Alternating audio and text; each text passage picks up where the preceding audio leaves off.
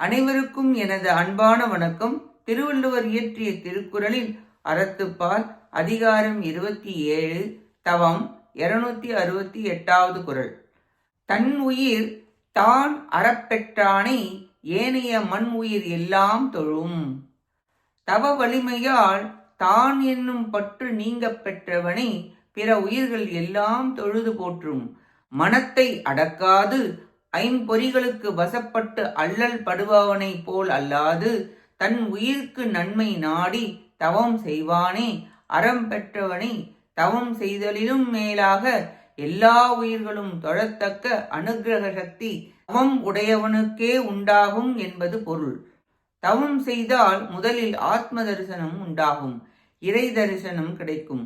ஆத்ம தரிசனம் கிடைத்துவிட்டால் உயிர் தரிசனத்தின் மற்றவை எல்லாம் நீங்கும்.